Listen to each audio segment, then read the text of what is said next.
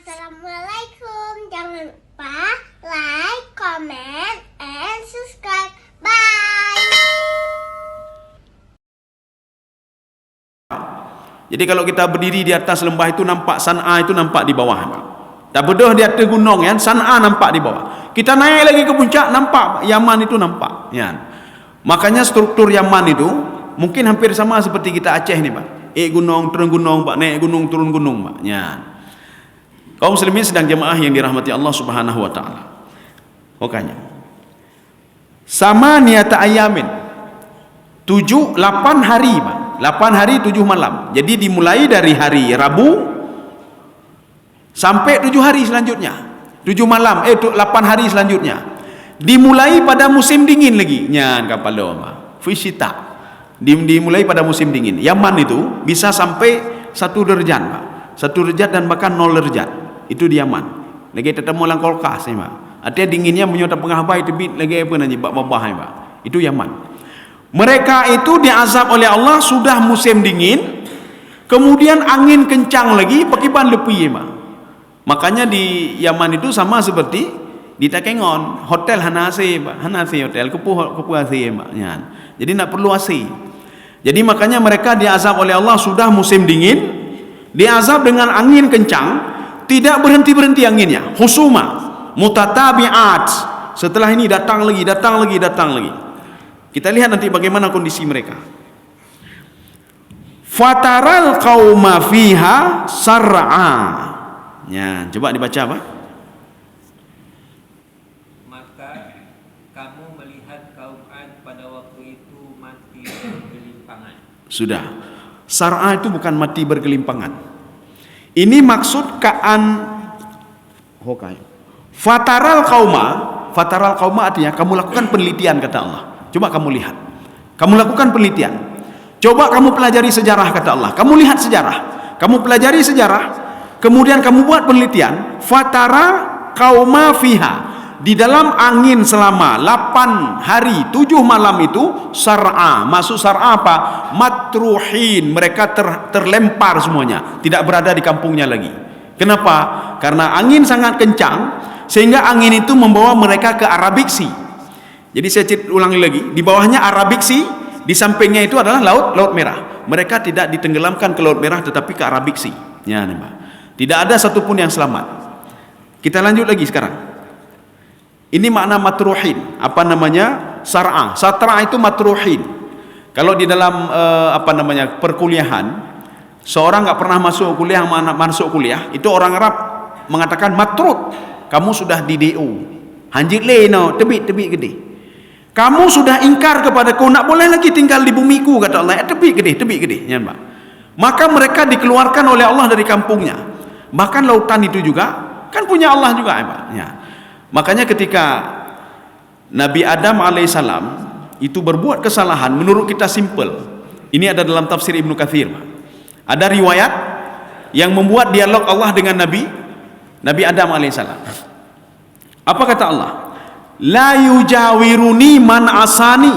Tak boleh berdampingan denganku. Tidak aku dengar doanya kata Allah. Barang siapa yang berbuat maksiat denganku kata Allah. Sekarang keluar kamu. Guyudebit, Pak. Kemudian Allah mengatakan, bukan kamu saja Adam. Kalau ada seperti kamu ini, seluruh penduduk dunia seperti kamu semua keluar dari sini kata Allah. Bele tebik mendung kata Allah. Keluar semua. Ya, Pak. Cuma Allah masih berbaik dengan Nabi Adam. Apa kata Allah? Fiha tahyauna wa fiha tamutun. Sekarang kamu bisa tinggal di bumi ini. Di bumi bisa tinggal, Pak. Tetapi di surga tajribah itu tak boleh lagi, Pak. Surga tajribah tak boleh. Di bumi boleh kamu tinggal. Di situ kamu hidup, di situ kamu mati. Dan di situ juga kamu akan dibangkitkan. Saya pernah diajak dialog dengan orang sejarah. Itanya yang liurun sejarahnya. Bumi ini kan ada 7. Apakah semua bumi 7 ini ada penduduknya di sana? Nabi Adam bak bumoteh dan yang bak. Ya. Lum pegalun. Bumi yang ada di dalam Al-Qur'an itulah bumi yang kita tinggal sekarang, Pak. Itu bumi yang kita tinggal sekarang. Sedangkan yang lain itu yang digambarkan oleh Allah sab'a samawat, 7 langit. Kemudian bumi tidak dibuat 7 bumi, Pak, tidak. Tetapi di dalam tafsir diungkapkan sab'u aradin, 7 bumi.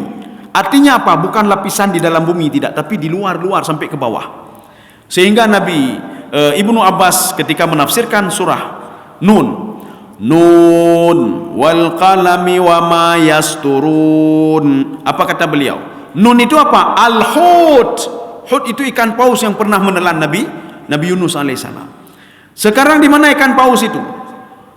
Di bumi paling bawah, kata beliau, Pak. Kata maksud di bumi. Bumi itu ardon bahasa Indonesia, bahasa Arabnya. Ardon itu turab, tanah. Artinya ada lapisan tanah selain bumi ini. Kita pikir bumonya mentang di dunia ini, Pak. Banyak lagi yang lain, Pak. Termasuk 7 tadi, Pak. Makanya penjara iblis itu di bumi ke-7, namanya Sijin namanya, Pak. Sedangkan tempatnya orang-orang beriman itu alien, itu di mana? Di langit ke-7. Kalau penjara iblis di mana? Dengan orang-orang yang tidak patuh dan taat kepada Allah, itu fi Sijin. Kata Ibnu Abbas, Sijin itu apa? Sijnul iblis wa syayatin. Ya, Pak. Kita kembali kemari. Jadi tidak ada lain kecuali ini, bumi ini, Pak. Maka yang Allah katakan wa idzal ardu muddat wa alqat ma fiha wa takhallat, itu bumi ini, Pak. Bumi ketika nanti dirobek oleh Allah dan ditarik oleh Allah, itulah bumi ini, tidak ada bumi yang lain. Ya, bahana bumi lain. Nabi Adam hidup di bumi ini, meninggal di bumi ini, dan dibangkitkan juga dari bumi ini. Yauma tubaddalul ardu ghairal ardi was samawat. Itu bumi yang mana itu? Itulah bumi ini, Pak. Ketika bumi ini dihancurkan dan diganti dengan yang lain, itulah bumi ini, tidak ada bumi yang lain. Ya, hanya bumi lain, Pak. Ya. Kita lanjut. Okanya. Ka'annahum a'jazu nakhlin khawiyah. Ya, coba dibaca, Pak. Seperti batang-batang pohon kurma yang telah lapuk bagian dalamnya. Ya. Ini terjemahan, Pak. Seperti pohon korma yang lapuk bagian dalamnya. Sekarang kita lihat tafsirannya. Kita bisa merujuk nanti ke dalam tafsir Zamakhsyari. Satu lagi tafsir Ibnu Asyur, Pak. Jadi 2 tafsir ini adalah tafsir bahasa. Mereka melakukan pendekatan balaghah dan bahasa, Pak. Ka'annahum ini sebuah tasbih, perumpamaan. Ini namanya tasbih tamthili. Kalian coba lihat keadaan kaum Ad seperti itu, seperti pohon, ya, Pak. Pohon korma, ini ada 2 tafsiran. Pohon korma yang apa namanya? Penajihan. Pelepahnya, ya. Pelepahnya sudah jatuh ke bawah. Satu. Tafsiran yang kedua. Pohon korma yang terangkat patah dari akarnya masih tinggal. Ini perumpamaan apa ini? Kenapa kaum Ad diumpamakan seperti pohon korma yang pelepahnya lepas dari batangnya? Atau tafsiran kedua, pohon korma yang copot dari akarnya, pohonnya patah, akarnya masih ada. Di dalam tafsir ini ada juga disebutkan, apa maksud itu? Kepala mereka copot rupanya dari tubuhnya. Ya, nih, Pak. Kepala mereka copot dari tubuhnya sebagaimana pelepah pohon korma copot dari batangnya. Makanya nanti kalau ada arkeolog mencari, oh ini tubuhnya utuh, berarti arkeolog itu bohong, nih, Pak. Orang kaum Ad tidak ada kepala lagi, Pak. Gadah hule copot. Kalau kita lihat fosil-fosil itu lengkap semuanya, Pak. Berarti kalau kaum Ad tidak lengkap lagi. Satu. Kalaupun ada yang menemukan, bohong juga dia. Kenapa? Allah mengatakan fataral fiha qauma sar'a. Sar'a itu artinya apa? Matruhin. Mereka sudah ke laut semuanya. Tidak mungkin, Pak. Kecuali apa ya? Ulaut yang bidai, Pak. Enggak ada apa-apa lagi. Jadi mereka itu saya azab mereka, kata Allah, seperti pelepah korma yang lepas. Pertanyaannya, kenapa leher mereka bisa lepas? Ya, nih, Pak. Ada apa sebenarnya? Leher mereka lepas karena angin bertiup tidak berhenti-berhentinya selama 8 hari 7 malam. Masuk melalui hidung dan mulutnya. Makanya disebutkan yang paling lemah anggota tubuh ini adalah leher. Leher, Pak. Ya, engsel paling lemah leher. Maka saking kencangnya angin itu masuk melalui mulutnya, itibit melalui duburnya. Karena setiap hari seperti itu, akhirnya lepaslah leher mereka. Ya, nih, Pak. Kita kalau ingin ya ujo, kiban cara angin kaum Ad, ya, Pak. Baik pakai helm, nubala berkencang nubalam, ya. Ita mau angin re pinyung ita mau, Pak. Re pinyung re do re babah ita mau, Pak. Menyo hampati ha babah, ya, Pak. Menyokan bu itinan, Pak. Itu baru berapa menit saja. Ini 7 malam, 8 hari, Pak. Sehingga mereka tidak bisa haji pelung le, ya, Pak. Kenapa? Karena ada satu kesalahan mereka. Mereka juga pernah mengatakan begini, nahnu asyaddu quwwah. Di dunia ini yang paling kuat adalah kami. Di dunia ini yang paling cerdas adalah kami. Ya, maka menyona urun tipu-tipu lagi kan. Yang paling malim laun, ya hana jauh beda kaum Ad ya, hana jauh beda. Nyo yang paling hebat kamu, yang kaum Ad siapa? Kagejo oleh Allah akai gejonyo hai tu saudara lompanya. Hai tu saudara, Pak. Dia tidak tahu ilmunya itu kecil sekali, Pak. Kecil sekali ilmunya. Makanya Nabi Musa alaihissalam sangat menghormati Nabi Khidir, Pak. Kenapa sangat menghormati Nabi Khidir? Karena ketika Nabi Musa mengatakan kepada Bani Israel, man a'lamu Bani Israel, ini ada dalam dialog ini ada dalam tafsir Ibnu Katsir. Man a'lama Bani Israel, siapa orang Bani Israel paling malim? Dijawab oleh Bani Israel, anta ya Musa, engkau ya Musa. Nabi Musa senang, Pak. Memang betul, Nabi Musa itu orang malim di Bani Israel. Ketika itu apa kata Allah? Fa'ataballahu wa qala. Allah Subhanahu wa taala memberikan pelajaran kepada Nabi Musa alaihissalam. Wa qala, wahai Musa, innali abdan, saya punya seorang hamba, a'lam minka, lebih malim dibandingkan kamu. Terkejut Nabi Musa alaihissalam. Apa kata Nabi Musa? Saya akan mencari orang malim itu ya Allah, walaupun saya melakukan perjalanan 80 tahun. Yang begitu dia menghormati ilmu, Pak. Dia penasaran siapa itu Nabi Khidir sebenarnya, kenapa ilmunya begitu luar biasa. Maka ketika ketemu dengan Nabi Khidir mengatakan, wahai Musa, ilmu kamu, ilmu saya tidak jauh beda seperti burung itu. Coba lihat burung itu. Ada seekor burung kehausan, Pak. Dia minum, kemudian setelah itu ada sisa di mulutnya, Pak. Bukan yang masuk, sisa di mulutnya, Pak. Apa kata Nabi Khidir alaihissalam? Coba lihat. Mayatabaqqa minal ma'i, ada sisa mulutnya itu air. Itulah ilmu kita berdua. Segitu ilmu kita. Ilmu Allah coba lihat. Ya, Pak. Ilmu Allah coba lihat. Jadi makanya baik dah pergaul ka malim tak. Yang ni je beda kaum Ad, Pak. Kami hebat sekali, kami cerdas sekali. Cerdas apanya, Pak? Pun cerdas, Pak. Kuat apanya, Pak? Makanya mereka diazab oleh Allah karena sudah seperti itu.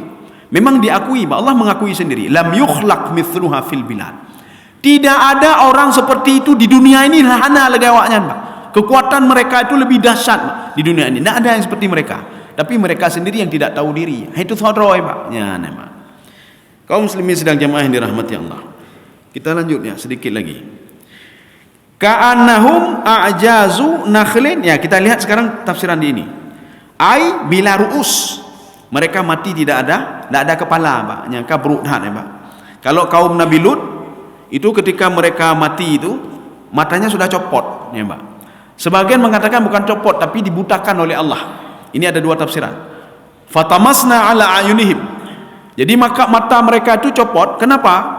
Supaya mereka tidak melihat. Rumah kita sudah tinggi sekali dinaikkan ke atas, Pak, oleh malaikat Jibril. Jadi mereka pikir, gempanya, Pak. Lagi orang fikir ibu mau dengar, Pak, gempa. Itu pun karat truk langit ke depan ibu Pak. Dan kemudian dibalik oleh Jibril dan dihantam lagi ke bawah, Pak. Baru itu peroy, Pak. Ya, baru dia tahu diri. Makanya ada dua tafsiran. Tafsiran yang pertama, fatamasna ala ayunihim, mata mereka betul-betul dicopot oleh Allah. Yang kedua, mereka itu dikaburkan dan tak tahu apa-apa lagi, Pak. Itu putar pulih, Pak. Ya, Pak. Maka mereka berdiri di tempatnya karena tak bisa pergi ke mana-mana lagi. Mereka tahunya bumi kampung mereka sedang bergerak, Pak. Itu Pak. Nabi Lut ke mana? Nabi Lut Allah perintahkan, wamdu haitsu tu'marun. Pergilah kamu. Wala yaltafit minkum ahad. Jangan ada yang melihat ke belakang sedikit pun. Kenapa? Ada keluarga-keluarganya di belakang, Pak. Menyota kalian pingsan katanya, Pak. Kita lihat saja pingsan, apalagi mereka yang mengalami azab itu, Pak. Maka Allah mengatakan, wamdu haitsu tu'marun wala yaltafit minkum ahad. Allah mengatakan jangan ada satu orang pun yang melihat ke belakang. Kenapa? Kampung Sadum. Jadi di Yordan itu ada 5 kampung. Yang paling besar itulah Sadum. Kampung Sadum satu kampung gangke oleh Allah Subhanahu wa taala. Dan kemudian satu kampung juga dibalik oleh Allah Subhanahu wa taala. Dihancurkan oleh Allah. Ketika mereka itu baru mereka tahu, Pak. Oh, maka kepancur oleh Allah. Kamati kabi, baru mereka tahu, Pak. Ya. Kita lihat kembali lagi. Fahal tara lahum mim baqiyah. Ya, coba dibaca Pak Endang. Adakah kamu melihat seorang pun yang masih tersisa di antara mereka? Sudah, ini kan pertanyaan, Pak. Apakah kamu melihat seorang yang tersisa dari mereka? Di dalam kajian tafsir Zamakhsyari, dalam kajian tafsir Ibnu Asyur, itu ada pembahasan namanya istifham, atau ada dalam kitab Usulut Tafsir wa Qawaiduhu. kaidah-kaidah tafsirnya nih, Pak. Jadi beliau mengatakan istifham itu kalimat tanya. Kalimat tanya itu ada dua. Yang pertama namanya istifham insya'i, kalimat tanya butuh jawaban. Masalakakum fi sakar, kenapa masuk ke dalam neraka sakar? Mereka menjawab, qalu lam nakum minal musallin, kamu hana temayang. Hana temayang kamu. Itu ada jawaban. Ini namanya istifham insya'i namanya. Yang kedua, istifham khabari. Pertanyaan yang enggak butuh jawaban. Ya, hana butuh jawaban pertanyaan, Pak. Contoh, urung ci apa anak durhaka sama urung ci? Ibegah li urung ci. Hana nutut solon ne? Nyan, Pak. Nak perlu jawaban itu, Pak. Ne pa hana nutut solon ne? Nak perlu anak tu. Hom hana lunduri le dah, nak perlu jawaban, Pak. Anak ini diituri, Pak, ituri je, Pak. Ya, ini begitu juga. Kalimat fahal tara lahum min baqiyah, maknanya apa? Allah bukan bertanya dan butuh jawaban, tidak. Walaupun modelnya pertanyaan, apakah kamu melihat sisa satu orang pun? Tafsirannya begini, kamu tidak melihat satu orang pun yang hidup di situ lagi, habis semuanya. Sebagaimana kaum Samud. Maka letaknya mereka itu di antara Yaman dan Oman. Rasulullah SAW pernah menyikapi tempat yang sudah dihancurkan oleh Allah yang dilaknat ketika perang Tabuk, Pak. Jadi perang Tabuk itu hampir masuk Yordania, Pak. Tabuk itu hampir masuk Yordania, tapi masih dalam kawasan Saudi Arabia.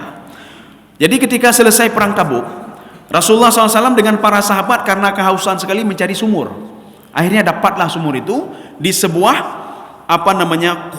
Qura Saleh, perkampungan Saleh rupanya. Mereka dekat dengan perkampungan Saleh. Tabuk itu dekat dengan perkampungan Saleh. Mereka semua masuk kembali ke situ. Mereka mencari air. Ketika itu apa kata Rasulullah? Wahai sahabatku, jangan lama-lama di kampung ini. Kampung ini kampung mal'un yang dilaknat oleh Allah Subhanahu wa taala.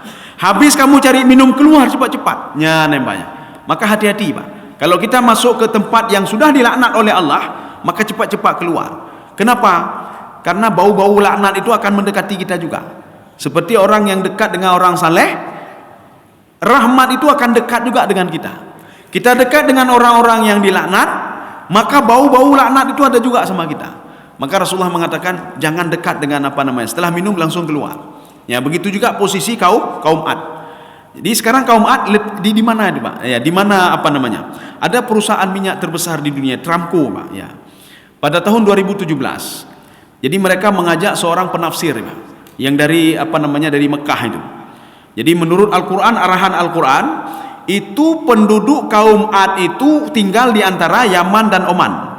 Kemudian setelah itu diselidiki, Pak. Rupanya dapat keberadaan kampung mereka, bukan orangnya. Orangnya tidak dapat. Allah sudah mengatakan fahal tara lahum min baqiyah. Enggak ada sisa, enggak ada hoya mita. Mereka sudah ke laut semua. Maka kalau ada nanti situs-situs mengatakan kami sudah menemukan kaum Ad, bohong mereka, Pak. Bohong. Kalaupun ditemukan kepalanya enggak ada. Ya, Pak. Kalaupun ditemukan kepalanya enggak ada. Ini enggak mungkin ada, kata Allah, sudah jelas Allah katakan. Ketika perusahaan Aramco itu mereka sampai ke tempat itu di antara Yaman dan Oman, rupanya itu padang pasir, Pak. Padang pasir. Penafsir ini mengatakan kejadiannya pasti di sini, kata beliau, di antara Yaman dan Oman. Geku, Pak. Itu sejauh 200 meter. Ketika digali, tertutup lagi, digali lagi, rupanya dapat ada kehidupan di bawah, Pak. Disitulah kaum Ad hidup pada masa itu dan dihancurkan oleh Allah Subhanahu wa taala. Sehingga mereka setelah digali tertutup lagi, sehingga ditinggalkan begitu saja. Kakelah bahlagenyan, Pak. Tak bisa juga, Pak. Setelah digali tertutup. Inilah yang Allah katakan fahal tara lahum min baqiyah. Tidak ada sisa apapun. Mau melakukan penelitian pun tak bisa, kata Allah. Kamu mau meneliti bagaimana kampung, tak bisa juga. Yang jelas lokasinya sudah diberitahukan di antara Yaman dan Oman. Tetapi tidak ada satu orang pun yang bisa meneliti, Pak. Tidak ada satu mayat pun yang bisa diketemukan, Pak. Kenapa? Mereka sudah dibuang ke laut. Kalaupun ditemukan, kepalanya tidak ada lagi. Ya, kepala tidak ada lagi, Pak. Yang hana lengkap li. Maka kalau ada yang mengatakan inilah kaum Ad yang besar, Pak. Nyo kaum Ad lengkap menu, bohong nih, Pak. Bohong. Tidak ada kaum Ad yang selamat. Contoh lain lagi. Ketika seorang menemukan kaum Samud di dunia, yang mereka itu kaum dilaknat oleh Allah, mereka mati dalam posisi memegang kakinya, itu kaum Samud dan kaum Madian. Lain tidak ada. Satu kampung mereka memegang kaki, satu kampung, Pak. Ya. Kemudian kaum Madian begitu, satu kampung memegang kaki. Ada apa sebenarnya? Kenapa ini hilang kepala? Itu memegang kakinya, ada apa sebenarnya? Dalam ilmu gempa, Pak. Seorang ketika gempa, untuk menenangkan jiwanya, dia memegang kakinya itu sehingga dia pegang seperti ini, Pak. Ya, dia pegang seperti ini. Kaum Madian, kemudian kaum Samud, mereka gempanya sangat dahsyat sekali, bukan seperti gempa kita, Pak. Untuk menghindari itu, karena sangat ketakutan sekali, mereka memegang kakinya, Pak. Mereka mati dalam posisi seperti itu. Maka ketika kita melihat jasad mereka, tulang-tulangnya, kaki itu merapat dengan dada, Pak. Kok bisa seperti ini? Ya, nanti kalau ada yang bilang ini kan baik tumpuk-tumpuk, itu keliru, Pak. Ini karena mereka ketakutan ketika gempa itu datang, Pak. Ya, Pak. Maka juga mereka mengatakan, orang pakar gempa itu, kalau datang gempa buatlah seperti ini, kalian akan seperti nyaman. Nah, nyaman nih, Pak. Ya, akan nyaman daripada sembunyi di bawah Tapi kalau kita buat begini, maka jiwa kita akan nyaman. Itu dalam teori manusia. Makanya kaum Ad itu kaum Samud buat seperti itu. Kemudian kaum Madian juga buat seperti itu. Ya, kaum muslimin sedang jemaah yang dirahmati Allah. Saya rasa cukup sekian. Ya, insyaallah pertemuan selanjutnya kita lanjut. Nyanyo saudara aja Pak, saudara Samud, Ad, Fir'aun, Pak. Saudara aja Setelah itu saudaranya lagi, Pak. Kaum yang dibalik oleh Allah Subhanahu wa taala. Insyaallah pertemuan selanjutnya kita ceritakan. Mudah-mudahan ada manfaat bagi saya sendiri dan jemaah sekalian. Subhanakallah bihamdika asyhadu an la ilaha illa anta astaghfiruka wa atubu ilaik. Assalamualaikum warahmatullahi wabarakatuh.